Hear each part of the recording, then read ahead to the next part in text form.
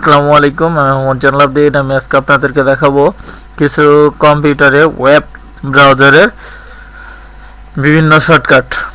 এর জন্য আমি সর্বপ্রথম যে কাজটা করব, যে কোনো একটা ব্রাউজার সিলেক্ট করব। ব্রাউজার সিলেক্ট করার পর Ctrl+N এ ক্লিক করার সাথে সাথে নতুন একটা ট্যাব খুলে যাবে।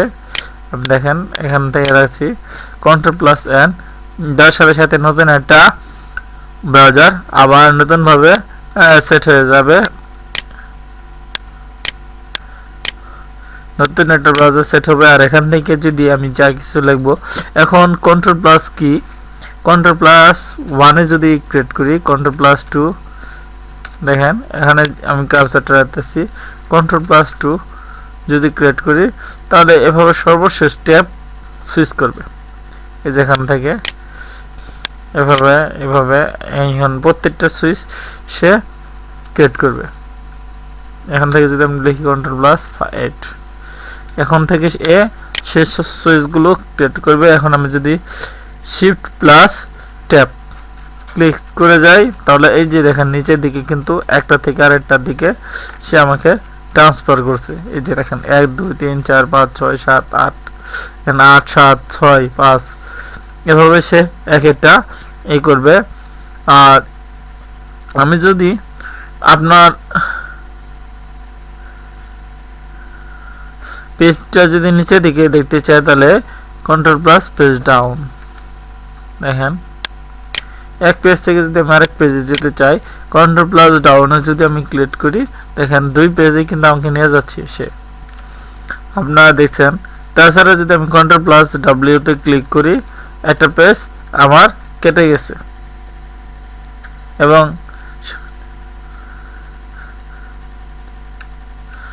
Ctrl+Shift+T যদি আমি ক্লিক করি তাহলে সর্বশেষ যে পেজটা আমি ক্লোজ করছি দেখেন সেই পেজটা আমার এখানে আবার নতুন ভাবে চলে আসবে। চলে আসার পর Alt+Function_4 যদি ক্লিক করি, Alt+Function_4 তাহলে সেই পূর্বে যে পেজটা সেই পেজটা সে কেটে দিবে।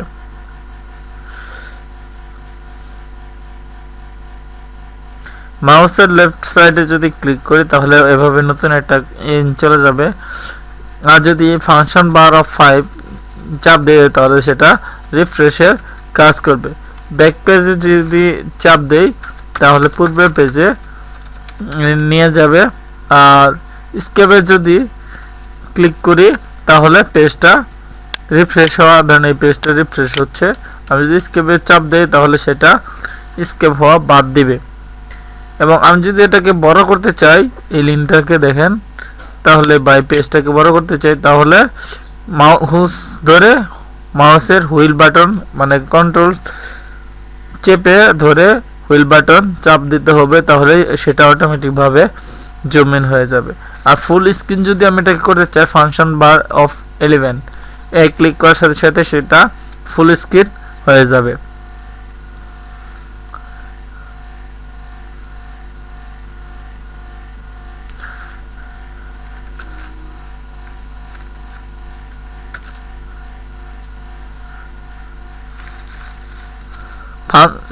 যদি আমি 6 এ ক্লিক করি, দেখেন যখন আমি Function_6 ক্রিয়েট করতেছি শুধুমাত্র সেই লিঙ্কটাকে আমাকে লিঙ্ক অ্যাড্রেস বারটাকে সিলেক্ট করতেছে। আর অ্যাড্রেস বার সে অ্যাড্রেস বারে www এবং সম্পূর্ণ কথাটুকু অ্যাড করে সে দেখাবে।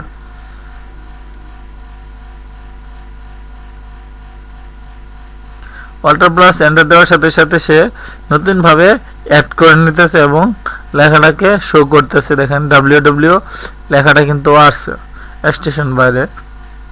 Ctrl+Find, এখানে আমার এই পেজে যদি কোনো লেখা থাকে, দেখেন আমি এখানে লেখা দেখাচ্ছি যে ক্রোম CHO, দেখেন CH আমার এখানে দুইবার আছে, এই জন্য হলুদ দাগ দিয়ে সে আমাকে দেখাচ্ছে যে এইখানে এই লেখাটা রয়েছে। আমি যদি এখান থেকে হিস্টোরি দেখতে চাই, Ctrl+S এ যখন আমি ক্লিক করতেছি দেখেন আমার এখানে পেজটা লোড হচ্ছে এবং সে আমার যে পূর্বে যে জিনিসগুলো আমি আসছি ইউজ করেছি সেই জিনিসগুলো আমার এখানে শেষ করতেছে।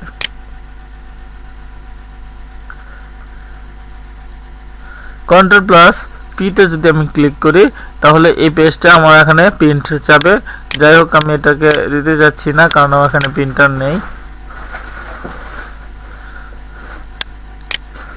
কন্ট্রোল প্লাস এস এ যদি চাপ দেই তাহলে সেটা আমার সেভ হয়ে যাবে, পেজটা সেভ হয়ে যাবে। কন্ট্রোল প্লাস ইউ তে যদি আমি ক্লিক করি তাহলে সেটা আমার সোর্স কোড অর্থাৎ পেজটার সোর্স কোড চলে আসবে। F12 যদি আমি ক্রিয়েট করি বা ফায়ারবক্সে F12 যদি আমি চাপ দেই F12 তাহলে নতুন একটা ফায়ারবক্স ওপেন হয়ে যাবে।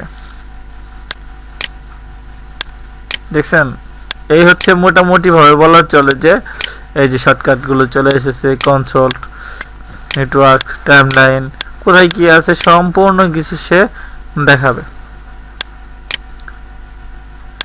এই হচ্ছে মোটামুটি এই হচ্ছে মোটামুটি মঞ্জিলা ফায়ারবক্স এবং গুগল ক্রোম এর শর্টকাট। সবাই ভালো থাকবেন, সে প্রত্যাশায়। আল্লাহ।